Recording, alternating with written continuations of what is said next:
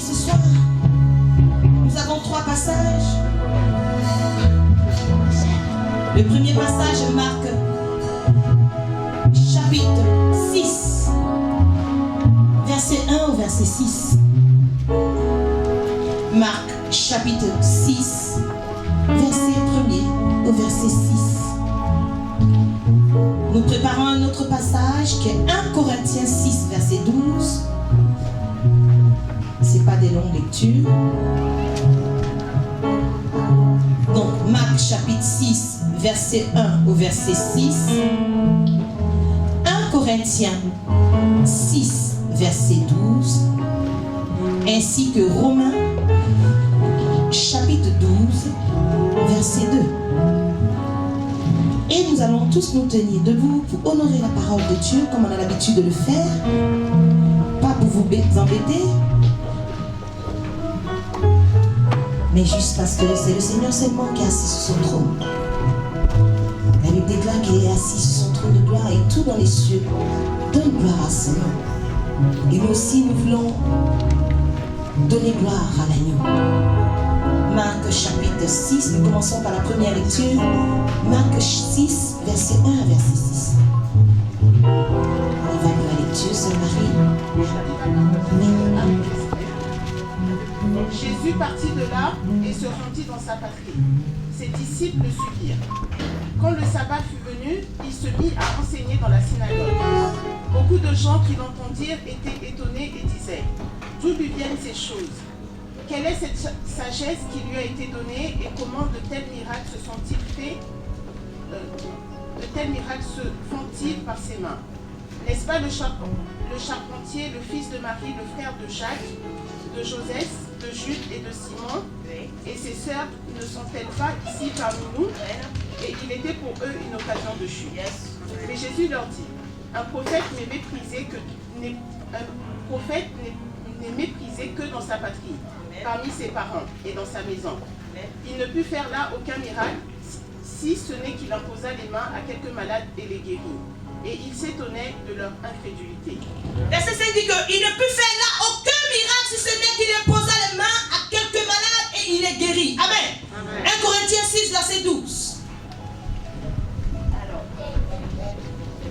tout m'est permis, mais tout... Est-ce que tout le monde a trouvé la page 1 Corinthiens 6, verset 12? Amen. On peut faire la lecture. Tout m'est permis, mais tout n'est pas utile. Tout m'est permis, mais je ne me laisserai asservir par quoi que ce soit. Alléluia. Est-ce qu'on peut répéter ce passage ensemble? Tout m'est permis, mais tout n'est pas utile. Tout m'est permis, mais je ne me laisserai asservir par quoi que ce soit. Alléluia. Nous sommes maintenant dans Romains chapitre 12, verset 2. Alors, ne vous conformez pas au siècle présent, mais soyez transformés par le renouvellement de l'intelligence, afin que vous discerniez quelle est la volonté de Dieu, ce qui est bon, agréable et parfait. Alléluia. Est-ce que tu peux acclamer la parole de Dieu? Alléluia. Tu peux regarder quelqu'un derrière toi et dire: mon frère, ne te conforme pas à ce siècle-là. Alléluia. Gloire à Jésus. Bien-aimés, nous sommes au dernier dimanche du mois de mars, où nous avons dit: Seigneur, si tu le veux, tu le peux. Alléluia. Seigneur, si tu le veux, tu le peux. Et nous avons écouté vraiment des messages très édifiants depuis le début de ce mois. Alléluia. Et ce soir, le Saint-Esprit veut clôturer avec nous par rapport à ce thème-là. Nous venons de lire 3 passages. Un dans le livre de Marc, chapitre 6, verset 1er au verset 6. Et ce passage nous explique un peu comment Jésus arrive dans sa patrie et la manière dont les gens de sa maison le reçoivent, n'est-ce pas? Et nous avons vu 1 Corinthiens 6, verset 12, qui te dit que tout est permis, mais tout n'est pas utile. Et que tu ne dois pas te laisser asservir. Et Romains nous dit que nous devons arrêter de nous conformer à ce siècle-là, mais il faut qu'on soit transformé par le renouvellement de l'intelligence. Alléluia. Alors ce soir, comme sous-thème, je vais simplement dire quelque chose de très simple. Puisque le thème du mois, c'est Seigneur, si tu le veux, tu le peux. Ce soir, j'ai envie de te dire, sous un joug. Alors quelqu'un pourra me dire, comment le pasteur vient parler de joug pendant que nous ne sommes plus dans le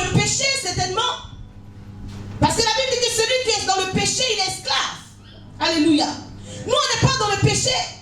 Ce soir, moi, je ne bois pas, je ne fume pas, mais je ne comprends pas comment est-ce que, dans ma marche avec Dieu, je peux être encore sous un joug. Mais de quoi est-ce qu'il s'agit?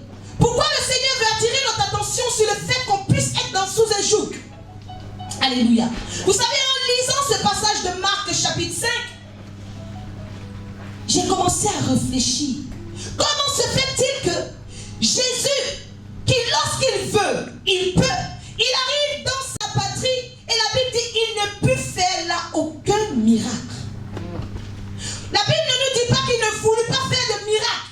Donc c'est comme si le fait qu'il n'y ait pas eu de miracle dans sa patrie, ce n'était pas de sa faute.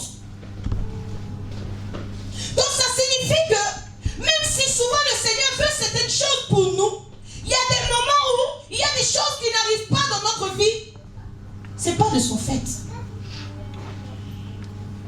Alors j'ai envie de demander à quelqu'un ce soir, selon toi, qu'est-ce qui a pu empêcher le miracle à Nazareth? C'est comme si tu es un parent qui est président de la République et tu es le plus pauvre du quartier. Alors qu'est-ce qui fait que, malgré le statut de ce parent-là, toi tu es toujours pauvre? Qu'est-ce qui fait que ce parent avec ses millions, il n'arrive pas à te sortir de cette situation dans laquelle tu es? Il a envie de te tirer vers le haut, mais il n'arrive pas à le faire. Aujourd'hui, est-ce que tu t'es déjà posé la question de savoir, je suis en train d'attendre les miracles depuis des années. La Seigneur de Dieu a parlé de l'homme de la piscine de Bethsaïda depuis 38 ans. Je ne sais pas depuis combien d'années tu attends quelque chose de la part de l'Éternel. Mais est-ce que tu t'es déjà posé la question de savoir qu'est-ce qu'il y a en moi qui est susceptible de caler mon miracle? Qu'est-ce qu'il y a dans ma vie qui fait que depuis, je prie, je jeûne, je fais des proclamations, mais il y a quelque chose que je n'arrive pas à atteindre? Est-ce que c'est parce que Dieu ne veut pas? Oh, la Bible déclare que à Nazareth, il ne peut faire que des petites guérisons, des miracles basiques, ce qui n'était pas des miracles pour lui, ce qui était norme, naturel, des guérisons. Des gens étaient malades, des guérisons, mais des choses où on doit se lever, témoigner, nous-mêmes on tombe de notre chaise pour dire on n'a jamais vu ça. Il n'y a pas eu cela à Nazareth. Certainement depuis que tu entends de la parole, tu tombes à la renverse, il y a les miracles des autres. Mais ton miracle ne nous a pas encore bouleversés. Mais qu'est-ce qui est en toi qui empêche ton miracle?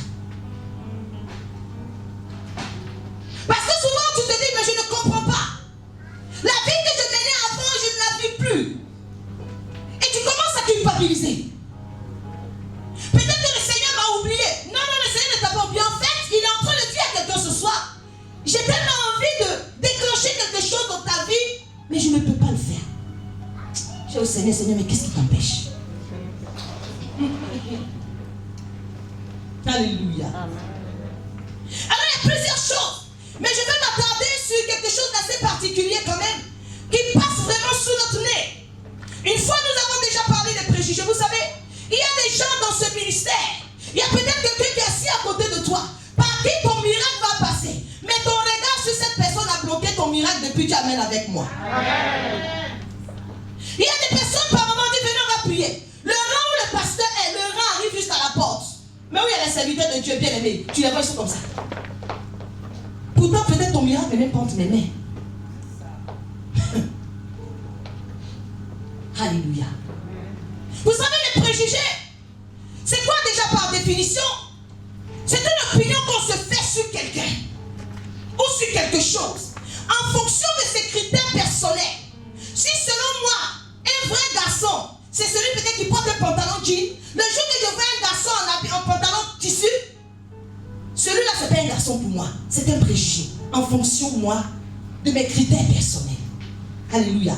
Les préjugés, ce sont des opinions actives qui sont préconçues, souvent imposées par la société dans laquelle nous sommes, souvent imposées par l'époque. Vous savez, en ce moment, on est un peu chez les jeunes, même les vieux aussi sont dans cette histoire de porter des pantalons jeans comme s'il n'y avait plus de tissu au marché. Tout est déchiré, ou bien des jupes bien aimées. Peut-être qu'il y avait un seul mètre, la jupe arrive là. Et on se dit qu'en ce moment, c'est le style. Dès l'instant où quelqu'un commence à porter sa jupe, qui commence à traîner, bien aimé, quand on le regarde, dit, mais lui, il n'est pas soif. Lui, il est dans une ancienne époque. Il est là où? Ça, c'est un préjugé. Parce que ça ne répond pas à ce que l'époque actuelle demande. Alléluia. On peut avoir des préjugés en fonction de l'éducation. Vous savez, souvent, j'aime parler de cela. C'est dans ce ministère, vous savez, au départ, il y a quelque chose qui m'a choqué parce que on est plusieurs nationalités ici.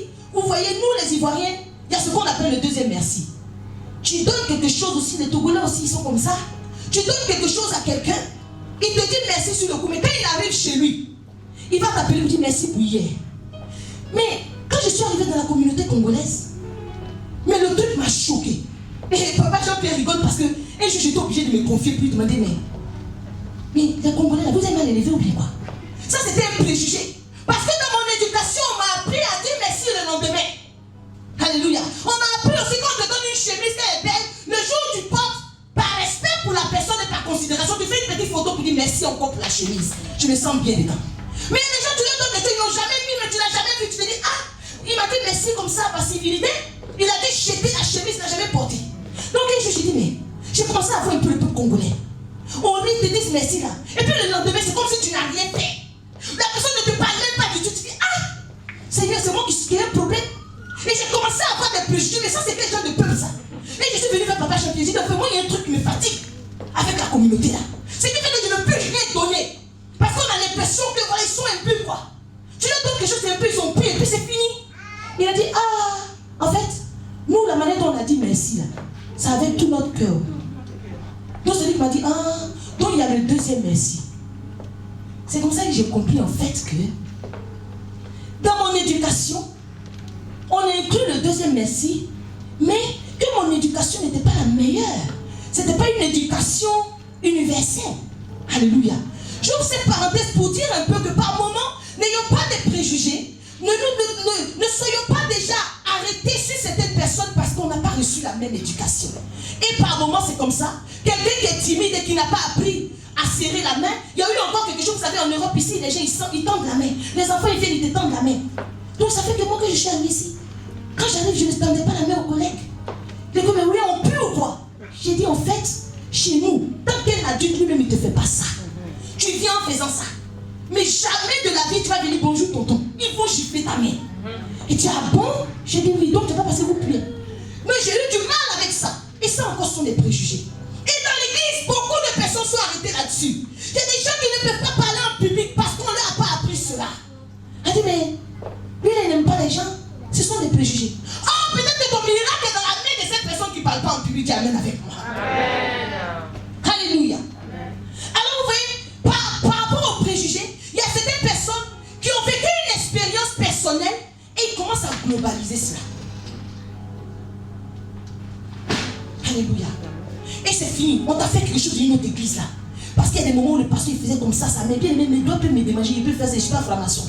Mais toi tu es là comme ça pendant que la personne pêche. Et si tu as vu qu'elle a fait comme ça là, pardon, non, moi le Seigneur m'a dit, il ne faudrait pas qu'on m'impose. Bien, mais tu sais, dès que tu es là, la Bible dit que l'huile coule sur la tête d'Aaron, même si on ne te touche pas.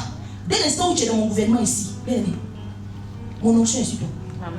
Avec ou sans imposition des mains. Alléluia. Donc il y a des choses comme ça, il y a des gens qui sont dans des églises. Oh non, l'homme de Dieu, il ne faut pas me poser les mains. Mais je ne suis pas convaincu. Tu n'es pas convaincu, tu es assis là, bien aimé. Tu es sous la malédiction. Alléluia. Alors tout le monde vient témoigner sauf toi. Alors la Bible dit que Jésus arrive un jour. Le voici Jésus qui s'assoit dans la synagogue. Il commence à prêcher. Alléluia. Jésus commence à prêcher. Lorsque nous allons plus loin, nous voyons que les Juifs eux-mêmes, ils ont regardé Jésus un jour dans une synagogue. Ils disent, mais lui là, comment il connaît les Écritures? Il a étudié quel jour? Alléluia. C'est comme si on chope le frère et un frère dans la salle. Et puis dimanche, vous arrivez, il y a une petite chair qui est là. Ah! Tout le monde va être comme ça. Il sait, elle n'était pas à l'accueil. À quel moment il a fait pour arriver ici? Maintenant, même le combe, on te dit, viens, la soeur va prier pour toi. Yeah.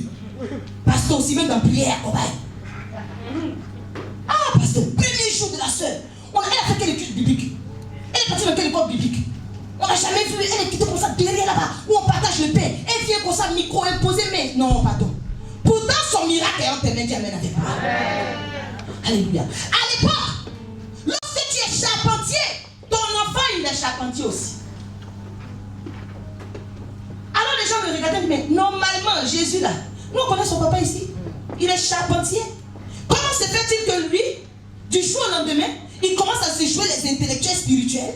Il est dans la synagogue, il prêche. Mais ce qu'ils avaient oublié, bien aimé, c'est une chose. Parce qu'au-delà d'être le fils de Joseph le charpentier, il était le fils de Dieu. Donc, il était Dieu. Alléluia. Alors Jésus venait faire comprendre comme ça qu'il n'était pas venu pour contrecarrer les standards humains, mais il était venu imposer les standards divins. Alléluia. On dit, mais on connaît sa maman. Il a dit, c'est pas ses soeurs, nous tous on est ici, on a joué aux parents ici. Ses soeurs sont ici, nous tous on connaît. Ses soeurs ici, c'est un bon témoignage. C'est sa maman qui est mariée. On les connaît en fait, on les connaît. Alléluia. Et Jésus va parler, il va dire, vous savez, un prophète n'est méprisé que dans sa patrie et parmi ses parents, les gens de sa maison. Mais qu'est-ce qui fait qu'un prophète n'est méprisé que dans sa patrie? Mais c'est à cause de la familiarité. Bien aimé, vous savez, c'est parce que tu sais comment je mange que tu peux me comparer à quelqu'un d'autre qui mange. Si un homme de Dieu arrive, si vous ne l'avez jamais vu, s'il vient vous donner les paroles que tous les jours on passe ici, on récite ça. Bien aimé, tu vas tomber sous l'onction comme si c'est la première fois que tu entends, juste parce que tu ne le connais pas. Alléluia. Pourtant, la personne que tu connais était dédiée pour ça. Son miracle est entre tes mains, mais tu attends le miracle venant de quelqu'un d'autre. Alors je dis, Seigneur, mais va bien au-delà. Qu'est-ce qui fait qu'un prophète n'est méprisé que dans sa patrie? Le Seigneur dit, tu sais, parce qu'un prophète, il fait des choses hors normes. Un prophète, il est bizarre. Quand tu es dans une famille, tu commences à prier. Tu deviens le petit, le chien galeux de la famille. On t'attribue tous les noms. Parce que tu ne fais pas comme tout le monde. Ça veut dire que tu veux dire quoi? C'est quel nouveau truc qui te différencie des membres de la famille? On commence à mettre l'œil sur toi. Vous savez, un prophète qui fait des choses inhabituelles. Tout le monde mange. Mais toi, avant de manger, tu vas rendre grâce. Ça, c'est inhabituel. On va te juger. Alléluia. Or, ce que les gens ne savent pas, c'est que les choses inhabituelles, ça disqualifie. Je m'explique. Dès l'instant où quelqu'un commence à faire des choses qu'on n'a pas l'habitude de voir, c'est là que tu es disqualifié. Vous avez remarqué que la plupart des faux prophètes, qu'on dit faux prophètes, ce sont des gens qui opèrent dans une autre dimension. Dès l'instant où tu commences à opérer dans une autre dimension, quelque chose qu'on n'a pas l'habitude de voir, là, c'est dès cet instant-là qu'on t'a disqualifié. Et ce qui fait que ceux qui n'ont pas envie d'être disqualifiés ne s'autorisent pas à opérer hors des normes. J'ai envie de dire quelque chose à quelqu'un ce soir. Les choses inhabituelles, ça rend incrédule. Et Jésus, face au peuple de Nazareth, il a vu l'incrédulité.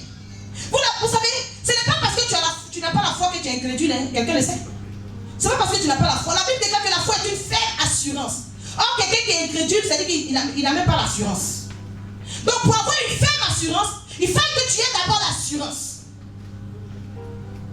Donc, ce n'est pas le manque de foi qui rend incrédule, mais c'est l'incrédulité qui fait qu'on n'a pas la foi. Alléluia. Alléluia. Avant d'avoir la foi, il faut d'abord adhérer à ce à quoi tu as envie de croire. Et aujourd'hui, il y a beaucoup d'enfants de Dieu qui sont des vrais incrédules. Parce que si tu viens, on va le voir dans le développement. Aujourd'hui, j'ai envie de dire une chose, que l'église s'est laissée à servir. L'église, je parle de toi, je parle de moi.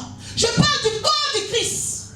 Ah, la Bible dit tout m'est permis, mais tout n'est pas utile. Je ne me laisserai servir par quoi que ce soit. Autant on se dit, oui, je ne suis plus esclave du péché. Autant on se dit, je ne suis plus esclave de ça, de ça, de ça. Bien aimé, nous sommes esclaves de notre mentalité. L'église a fini par se conformer au siècle présent, comme au temps de Noé. Certainement, au temps de Noé, les gens se mariaient. Les gens vivaient leur life tranquillement. Mais Noé, lui, il a décidé de faire les choses différemment. Où tout le monde buvait, où tout le monde était en train de se corrompre. Noé est resté dans son cocon familial, en train d'éduquer une éducation qui est différente de l'éducation qu'on retrouve à l'extérieur. On a commencé à le regarder. Je vous dis la vérité, si jamais Noé était un homme corrompu, quand il allait commencer à faire l'arche, plein de personnes allaient l'aider.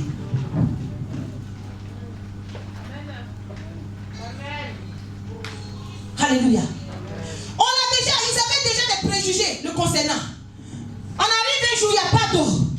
Il n'y a même pas de pluie, rien. Le monsieur est en train de faire une arche. Il ne construit pas comme ça. Qui l'a regardé même? Personne. Il n'a attiré l'attention de personne. Parce que lui, de toute façon, il a le chic de faire des choses qu'on n'a pas l'habitude de voir, les bizarres. C'était les mêmes préjugés qu'on avait sur Jésus. Quand on dit là-bas, il dit qu'il est le fils de Dieu, le fils du roi des gloires.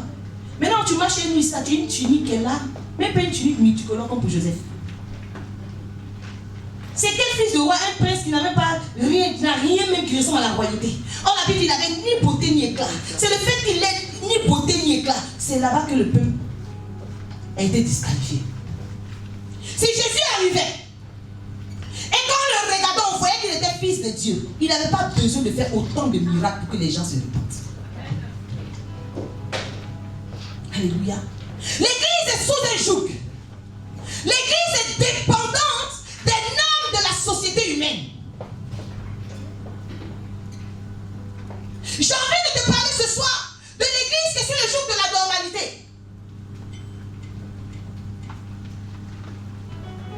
Or, écoutez-moi très bien. Tout ce qui est normal dans ta vie est dépourvu du sens exceptionnel, du caractère exceptionnel. Dès l'instant où toi, en tant qu'enfant de Dieu, tu marches selon les normes, avant de poser un acte, il faut que la chose soit normale. Bien aimé, dès l'instant où tu te dis, mais normalement, le jour où tu prononces normalement, ton miracle est en train de perdre son caractère exceptionnel.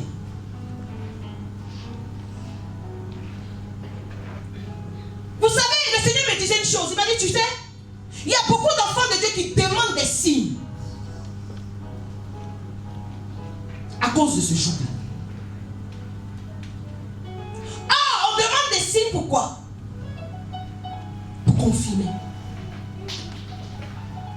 ce qu'on croit être vrai. Oh, nous demandons des signes parce que la chose est en train de se produire de telle manière où normalement c'est pas comme ça que ça se passe. Je doute tellement que je prie, Seigneur, montre-moi des signes. Il a dit, cette génération adultère et méchante, aucun signe ne vous sera donné à part celui de Jonas qui est en boutique.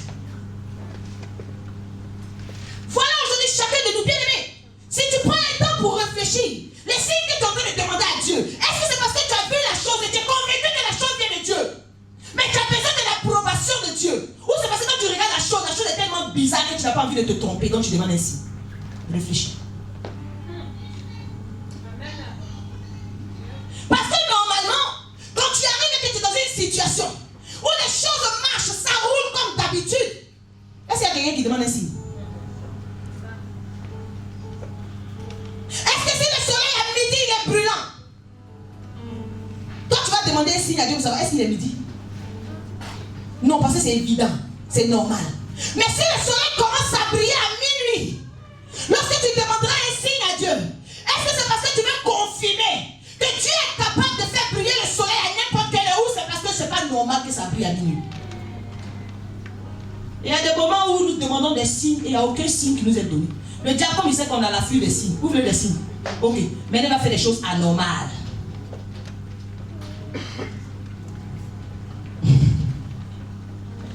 Vous savez, quand je préparais ce message, j'ai dit, Seigneur, non, ça c'est l'esprit de normalement. Hein.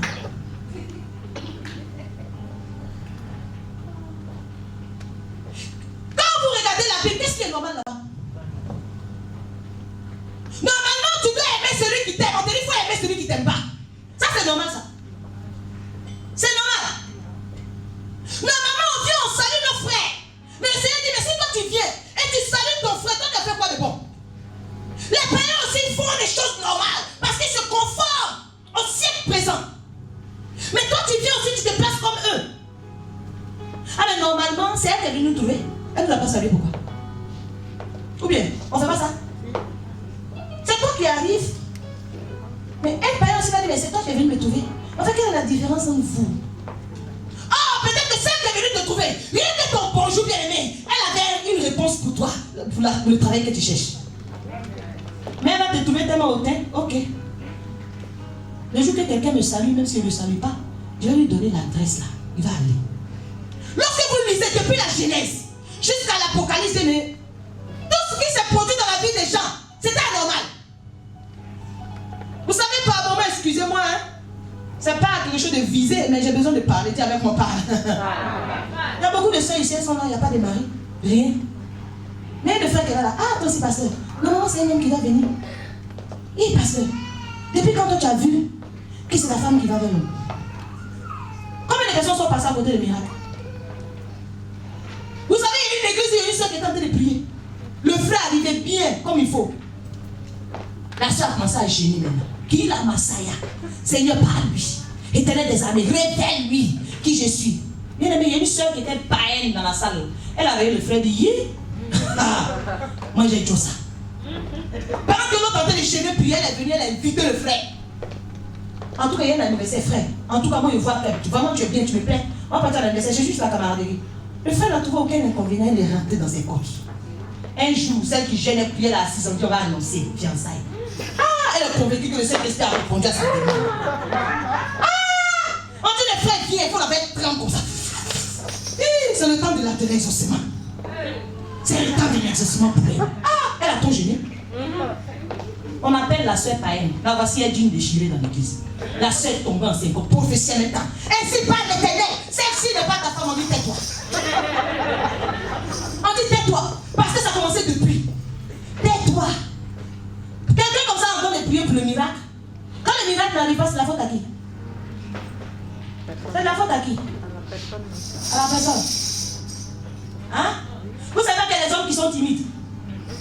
Ça peut être pour toi, mais là, il doit à côté. La Bible déclare que voilà Adam t'a cherché. Il a cherché parmi les animaux. Le Seigneur dit, mon petit, là, tu as fait des choses normales. Oh mon Dieu, j'aime faire des choses anormales. Il a plongé dans un profond sommeil. Alléluia. Adam dormait. Il fêche. Il ronfle comme des gens que je connais.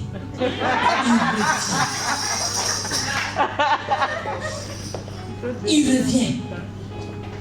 Il a dit, qui a réveillé Adam? Est-ce que tu t'es déjà posé la question? Quelqu'un qui dormait dans un profond sommeil. Aïe, aïe, aïe. Avance. Qui a réveillé Adam? Envoyez ça avec moi. Qui l'a réveillé? Vous-même, vous savez, quand quelqu'un dort naturellement, profondément, pour le réveiller, c'est compliqué. À plus forte raison, quand Dieu lui-même, il te plonge dans un profond sommeil, dans un coma. Qui l'a sorti de ce coma? La Bible déclare que Adam, en train de dormir, Dieu, il va prendre Ève. Il dit, Ève, je sais que si je ne te prends pas pour t'emmener, tu vas me dire normalement tu vas attendre qu'Adam il se réveille. Oh, moi je l'ai plongé dans le profond sommeil, mais je ne suis pas destiné à le réveiller. La Bible déclare, Dieu va prendre Ève par la main. La manière dont Dieu te dit, va, c'est lui. C'est de lui qu'il s'agit. Et puis tu es là, Seigneur, c'est de lui qu'il s'agit. Et lui-même il vient vers moi. Oh, il dort dans un profond sommeil.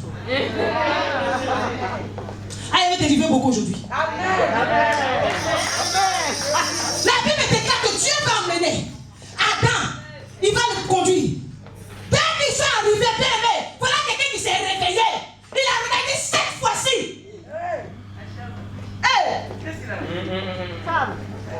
Le mouvement d'Ève. Il y a des gens qui sont à côté de toi. C'est peut-être pas ton style, parce qu'il est profondément endormi. Lorsque tu vas t'approcher de lui, tu vas commencer à déclencher quelque chose. La personne que tu as envie de voir est en ce moment endormie. Ça ne répond pas à tes critères. Il n'a pas ton goût.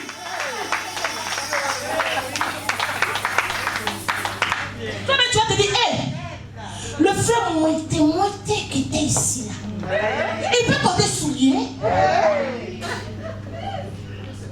Donc il peut être transformé en comme je veux. Attends que tu ne fais pas de mouvement, ça dort. C'est pas la prière qui fait dormir. Dis avec moi, c'est le mouvement. C'est le mouvement. Le mouvement, ça réveille. Aujourd'hui, ton Adam que tu es en train de prier, chaque année, je parlais en langue change, le gars dort.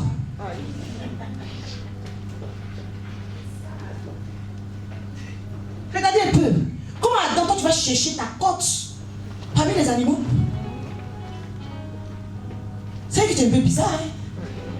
Mais quand Dieu rentre en scène, des choses bizarres, il en fait des forces. Il dit à quelqu'un, fais ton mouvement. Souvent il dit aux gens, va vers lui. S'il te dit que tu ne l'intéresses pas, c'est lui et toi. S'il dit à quelqu'un, tu es venu vers lui, tu n'es jamais venu. Puis c'est ce qui te fait honte ou pas? C'est ce qui te fait honte. Quand tu attends de faire un mouvement, tu regardes le petit à son portable dans sa main. Tant qu'il n'a pas enregistré, le jour qu'il vient dire, la sœur est venue vers moi, ah frère, j'ai le respect pour toi. Mais ça, c'est pas possible. Moi, venez vers toi. Quelle est la preuve? Il n'y a pas de preuve. Donc, dors tranquille. Fais le mouvement. On te chasse, reviens. Au moins, tu as essayé. Alléluia. Parce qu'il y a trop de choses qui sont en train de se passer sous mes yeux. Et puis, on voit que les bons Adam, ils dorment. Ils dorment. Quand on dit c'est l'homme qui fait l'homme, vous pensez qu'on a pris ça où? Vous avez vu, il y a des gens, dès que la soeur commence à te marier, tu dis, ah, mais toi le mariage te va parce qu'elle dormait. Alléluia. Vous savez, il y a beaucoup de chrétiens aujourd'hui, à cause de la normalité, ils sont en retard. Dis avec moi le retard. Lorsque Jacob va dans la maison de Laban, Jacob il vient, il a un objectif bien précis. C'est la plus petite. Alléluia. Il vient chercher la plus petite. Il arrive chez Laban, Laban lui dit, ah, mon petit, notre coutume ici, jamais on donne la plus petite avant la plus grande. Voilà quelqu'un qui était soumis au joug de la normalité. Il a fait 14 ans. Est-ce que Dieu avait prévu qu'il fasse ça? Il y a des choses qui sont latentes dans ta vie. Il y a des retards que toi-même tu as occasionnés. Parce que la chose ne se passe pas normalement. Si aujourd'hui là, c'est que je ne comprends pas. Toi tu pries depuis 5 ans. On a déjà jeûné, moi j'ai déjà jeûné 5 fois, 3 fois et des gens ici.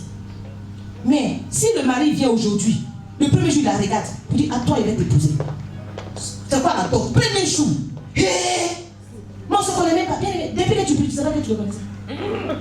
Tu t'attendais à ah normalement, premier jour comme ça, il peut parler de mariage. Il n'est pas sérieux.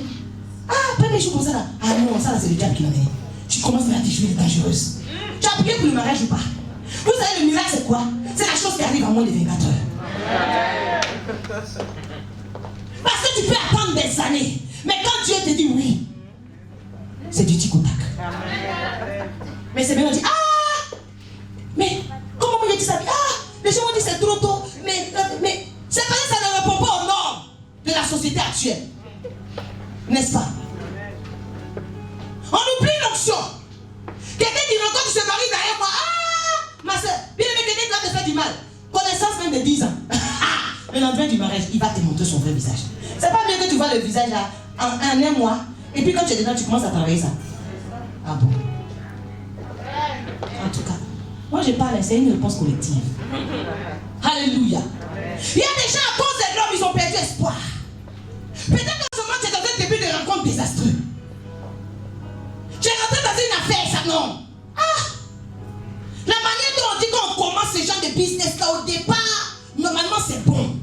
Comme on dit souvent, ah, il vient de rentrer dans le mariage, on dit les premières années du mariage, on dit un nouveau mari ne va pas en guerre. Bien aimé, il ne va pas en guerre parce qu'il y a déjà la guerre dans la maison de Dieu.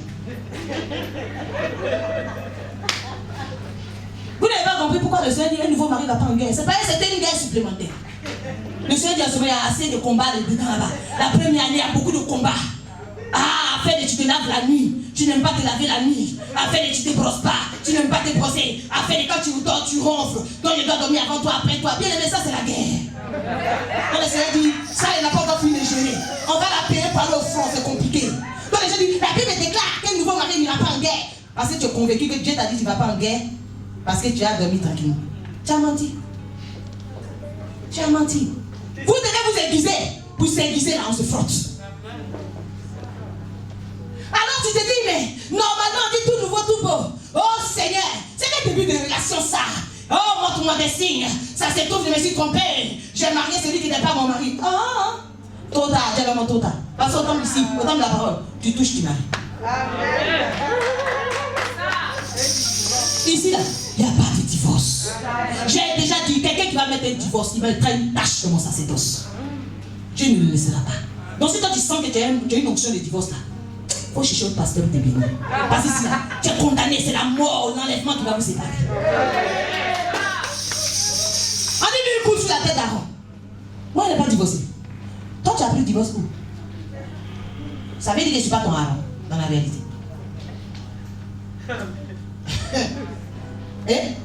Alléluia. Mais au nom de Canaan, le Seigneur a fait comprendre que vous dites tout nouveau, tout bedon, c'est au début qu'on doit montrer. Oui, chérie, doudou, bien au début, vous vous broyez. Après, chacun est fatigué, tout. Les autres qui ont vu les casser, ils sont déjà mous. Tu vas faire quoi? Quand on soulève ta main, tu n'as même plus le point pour faire. Parce que tout est mou, tu déposes. Il dit ça, il t'insulte, mais tu dis mon cher. Ça fait 1 an que j'entends la même chose. C'est pas devenu chanson d'amour pour moi. Et puis on dit, ah, les deux là, mais ils s'entendent bien. Tu sais comment ils ont fait pour s'entendre? Oh, donnez-moi les secrets. Le secret, bien aimé, c'est que ne cherche pas des guerres à l'extérieur. Parce que le combat qui est dedans est trop. Alléluia. Jésus arrive aux noces de Canaan. Il regarde, il sait que les gens sont habitués à ce qu'on donne le bon vin. Quand les gens sont soulevés, quand tu donnes mauvais vin, tu peux donner vin mousson, on dit c'est champagne. Ils n'ont plus le goût dans leur bouche. Jésus dit, ça c'est la normalité. Il les a regardés, ils ont servi le bon vin au départ. Ils ont servi leur vin, soi-disant. C'est fini. Il a envoyé le vin là maintenant. On dit, mais normalement, ça, c'est les choses qu'on donne au début. Pour que les gens savourent. Mais pourquoi tu as gardé ça pour la fin? Il dit, parce que tu parles le Dieu de la normalité. Je suis en train de dire à quelqu'un, peut-être que le foyer en ce moment est difficile là. Ah, le bon vin. Le meilleur, le vin nouveau. Patience. Ne perds pas espoir. Commence pas à demander des signes, tu es déjà dedans. Mais si tu te dis c'est pas lui, tu vas faire quoi? Moi je t'attends. Alléluia. Les normes rendent instables. Aujourd'hui, il y a beaucoup de chrétiens qui sont instables. Oh, normalement, un vrai pasteur, vous savez, normalement, un vrai pasteur, quand il vient, il doit te poser les mains. Il doit appeler normalement, surtout des personnes, comme on appelle souvent, la seule chrétienne, les gros poissons. Quand il y a les confinements comme ça, qu'on dit 10 personnes, on appelle les gros poissons. Ceux qui veulent donner les bonnes offrandes, le reste là, reste à la maison. On dit, mais ça, c'est un gros poisson. Non, mais un gros poisson, il doit faire quoi? On doit bien mettre autour de lui, il ne faut pas que les requins viennent. Un gros poisson, normalement, ah non, c'est le papa de l'église. Un gros poisson, là, bien, on donne les vraies chaises. Alléluia. Nous, papa Jean-Pierre, nos gros poissons en amour. Alléluia. Parce qu'il sait nous donner l'amour, là. Et la Bible aussi a dit, on a qu'à honorer aussi les personnes âgées. C'est ça. Donc, je réponds à vos questions internes. C'est ça. Amen. Alléluia. Je suis comme ça, je ne vais pas changer. Alors, on s'est dit un vrai pasteur normalement. Ah, le pasteur de Patricie était un bon berger. Un bon berger normalement, il va appeler. Hein? Un bon berger, si tu as mal, il prend l'huile dans tout de suite, il l'agite. Hein? Et puis normalement, je suis dans une église, c'est moi qui fais tout là-bas. Et puis on ne me considère pas. On n'a qu'à te considérer comment? On n'a qu'à te considérer comment? Dis-moi un peu la considération que tu veux. Tu veux t'asseoir sur moi? C'est quelle considération? Non, je ne sais pas. Parce que c'est le manque de considération qui t'a frustré. Ou bien, normalement, c'est nous on donne et puis, c'est-à-dire, j'ai appris que le pasteur est parti prier pour telle famille. La famille là, il donne quoi ici? Il donne rien. Nous qui donnons, normalement, chaque semaine, le pasteur doit venir. C'est-à-dire, Naaman, lui, il a cru. Lui, quand même, le chef de l'armée de Syrie, toi aussi. Il va arriver vers Élisée. Et puis Élisée ne vient pas vers lui. Lui, le chef de l'armée. Élisée dit, pardon, il faut aller te laver dans le jour. Parce que Ishaël, ton chef de l'armée, tu as la lèpre et puis ces choses-là, c'est la malédiction. Va te laver, on s'en fiche de tes millions, va te laver. Il est fâché. Pourquoi on peut me parler comme ça? Normalement, il devait venir au devant de moi. Normalement, il devait agiter sa main là où il y a le mal. Quel normalement? Tes normes font que tu as tellement d'attente que tu es instable. Parce que comme ça ne se produit pas là, tu vas aller quelque part d'autre où on va te considérer comme un gros poisson. Alléluia. Si tu es un gros poisson, tu es un poisson de Dieu. Hein? Moi, je suis végétarien. Spirituel. Végétarien spirituel. Alléluia. Donc, vous voyez, aujourd'hui, les normes, ça te rend instable. Parce qu'on ne t'a pas bien regardé ici. On ne t'a pas donné les honneurs qu'il fallait. On ne t'a pas. Bien aimé. Regarde, quelquefois, il faut sortir des normes.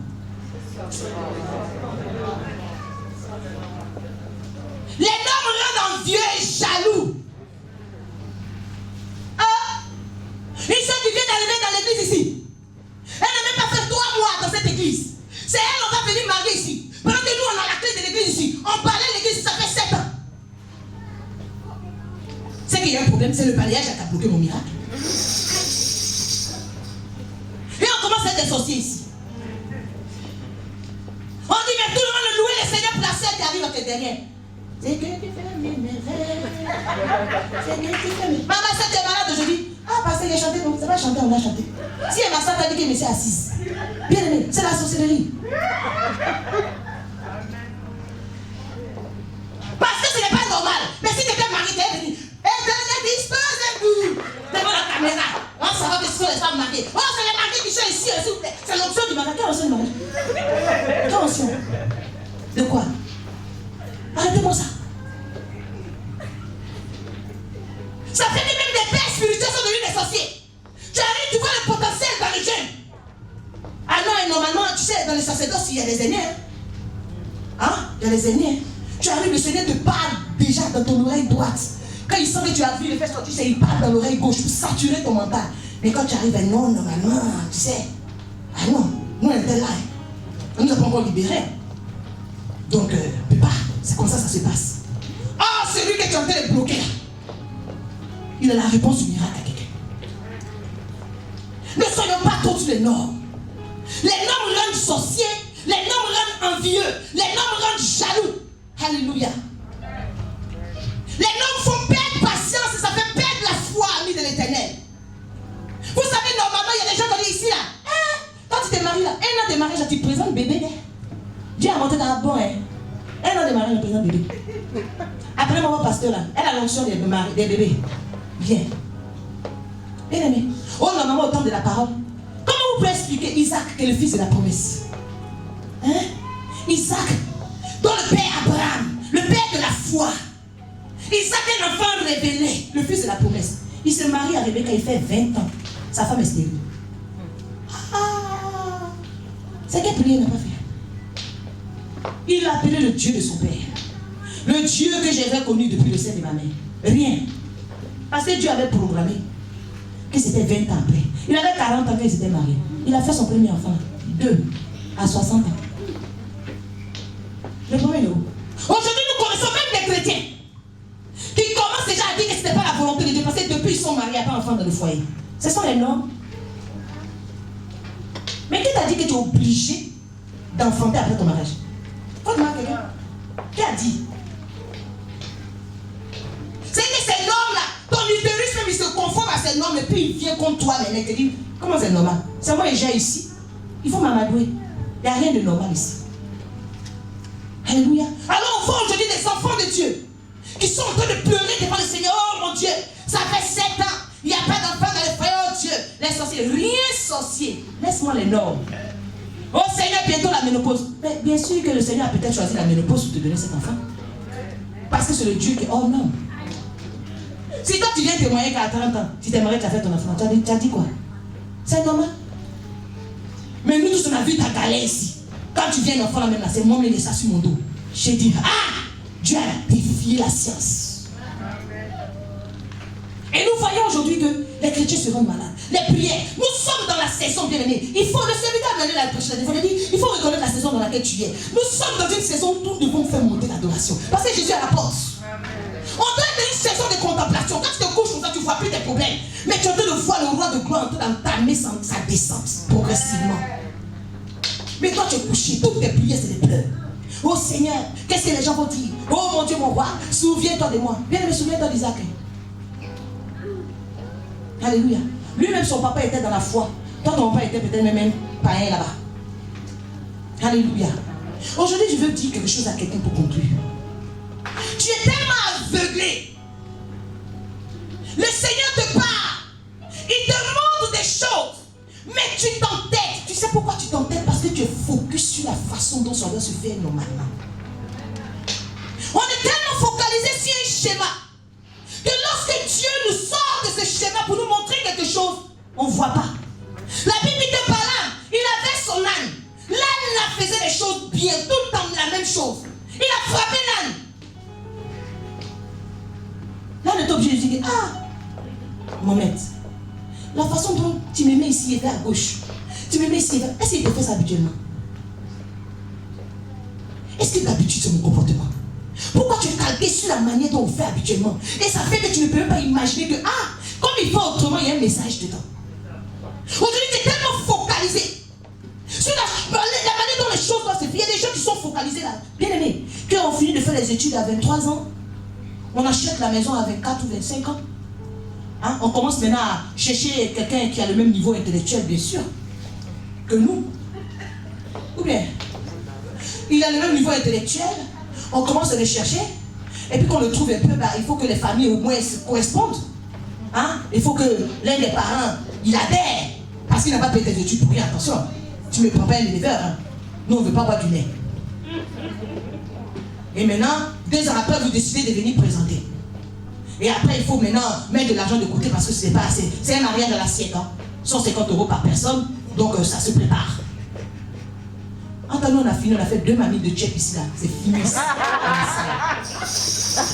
c'est pas mariage. Photo, c'est pas photo. Bénédiction, c'est pas bénédiction. Maintenant, vous finissez de faire ça. Vous êtes dans le foyer. Tu as oublié qu'il a répondu au même standard que toi. Hein? Le français que tu parles, il a une réponse adéquate. Tu ne vas pas prendre quelqu'un qui ne parle pas le même français que toi, ou tu es en train de dire des paroles dithyrambiques et puis lui te dit, hey! Non, tu es joli dithyrambiquement. Tu ne veux pas quelqu'un comme ça. Et vous commencez maintenant. Tu ne veux pas te laisser dominer, lui aussi ne veut pas se laisser. Tu as oublié. Tu ne vois pas loin. Tu veux quelqu'un qui a le même niveau. Bien aimé, il y a des gens que tu prends au niveau 3e, hein. Mais jusqu'à la fin du mariage, ce sont les ingénieurs, attention. Ne minimise pas quelqu'un, tant que quelqu'un n'est pas encore mort. Fais attention à lui. Aujourd'hui, il y a beaucoup là, on a envie de prier. Tu as venu présenter un petit broussaille ici, là, tu dis, ah, pasteur. Même si on vient de prier, ah, quand tu n'as pas fait cette précisions à Dieu. Même si on a envie de prier, ah, pasteur, c'est pas la façon comme ça que tu as donné. Ok. Mais quand quelqu'un va prendre 10 ans. tu vas commencer à regretter. Le Seigneur est en train de te parler, mais tu es entêté. Le Seigneur te parle depuis, mais tu es entêté. Tu t'entêtes, tu fonces, tu fonces, tu fonces, tu fonces. Mais bien aimé, tu es en train de foncer. On est là. Tu vas venir nous trouver ici. Tu vas venir nous trouver. Hein? Au même stade. Hein? Tu vas venir acclamer pour les autres. On a dit cette année minimum 5 mariages. C'est déjà bouclé là, on est dans les. C'est déjà bouclé. C'est déjà bouclé là, on est dans les négociations avec le Seigneur pour augmenter le nombre. Parce que c'est bouclé. On a nos 5 mariés déjà. Tranquille. Alléluia. Béni. Va au-delà des normes. Expérimente. Depuis ton miracle est bloqué. Notre Dieu ici, il aime faire les choses en 3 mois, 3 mois. On va commencer un nouveau mois. Sois un peu des noms. Tu viendras témoigner de la puissance de ton Dieu. Tu vas te donner de nous allons parler ici. La Bible dit que notre Dieu nous parle tantôt d'une façon, tantôt d'une autre. Vous savez, la première manière dont Dieu peut te parler de façon normale. Mais l'autre manière, si Dieu te parle anormalement. Dieu se révèle à toi dans des choses qui ne sont pas habituelles. On est content, oh Dieu, tu parles tantôt d'une manière, tantôt d'une autre. Mais bien aimé, l'autre manière dont il parle, on n'aime pas ça. Parce que ça ne correspond pas à sa façon de parler habituelle. Dieu n'est pas dans des habitudes, l'ami de l'Éternel. Il n'est pas dans les rituels de ce genre-là. Il est dans les choses divines. Ce soir, tu vas regarder ta vie. Ce soir, tu vas voir ce qui bloque. Qu'est-ce qui coince? Tu te connais toi-même, tu sais que tu es très pointueux. Tu as des critères personnels qui te poussent dans des préjugés. Aujourd'hui, tu vas dire au Seigneur, Seigneur, ah, aujourd'hui, le Seigneur te dit qu'il veut faire un miracle dans ta vie, mais il n'arrive pas. Ça dépend de toi. Tu peux sortir d'ici en ayant ton miracle, comme sortir d'ici en bloquant ton miracle. Ça dépend de toi, c'est dans ta main. Ce soir, tu vas regarder dans ta vie. Qu'est-ce qui est susceptible de bloquer le miracle? Laisse les démons là où ils sont. Est-ce qu'on a parlé d'eux aujourd'hui? La Seigneur de Dieu a dit que tu as prédestiné. Ah! L'ennemi ne peut pas toucher à ça. Ça veut dire C'est-à-dire ce que Dieu a prévu que tu sois. Si tu ne l'es pas jusqu'à présent, c'est à cause de toi. Le diable ne peut rien. C'est pas trop facile. Le diable il se lève aujourd'hui, il dit aujourd'hui je vais bloquer ce Clarisse. Et puis il bloque. Dans ce cas-là, tout ce qu'on a en train de faire, c'est quoi? Dieu il est où là-dedans? Dieu est où? Si c'est comme ça, il fonctionne. Mais non, je ne pense pas qu'il fonctionne comme ça. Je n'ai jamais vu fonctionner comme ça depuis la Genèse jusqu'à l'Apocalypse. Non. Ce soir, tu vas regarder, tu vas examiner ta vie. Tu vas dire au Seigneur, il y a des choses qui bloquent à tel niveau. Ah Seigneur, ce soir tu me dis, ne vous conformez pas au siècle présent. Je suis en train de me conformer. Parce que les amis me disent, ah oui, tu sais, tu te rappelles, lui, et puis on était à la fac et tout ça. Mais oui, ils sont en couple en ce moment. Ah bon? Comment toi tu as fait pour dire que celui que tu as n'est pas parti à la fac? Comment tu vas dire ça? Mais bien, mais attention à celui qui dort. Dis avec moi, attention à celui qui est profondément endormi. Parce que les qualités sont endormies en même temps. Le potentiel est endormi en même temps. C'est qu'il est réellement endormi. Lorsque tu feras un mouvement bien aimé, il y a des choses que tu vas déclencher. Amen. Ne te fie pas à ce que tes yeux voient. Demande au Seigneur de te donner l'œil de lait, capable de percer. Plus loin que ça. Tu vas parler à ton Dieu ce soir. Il a dit qu'il n'est pas bon que l'homme soit seul. Parce que tu es seul là, ça n'est pas de Dieu. Dieu dit c'est pas bon. Tu ne peux pas me dire le contraire. Dieu dit n'est pas bon. C'est pas bon, point. Donc, fais ce qui est bon. Alléluia. Maintenant, si tu n'as pas la technique d'approche, à la fin du que tu viens me voir. Il y a la technique d'approche. Il y a la technique d'approche. Tu peux venir vers le frère. Ah, ça c'est quel frère dans la même église, c'est dimanche, on va se voir. Ah, ça c'est pas l'amour du prochain.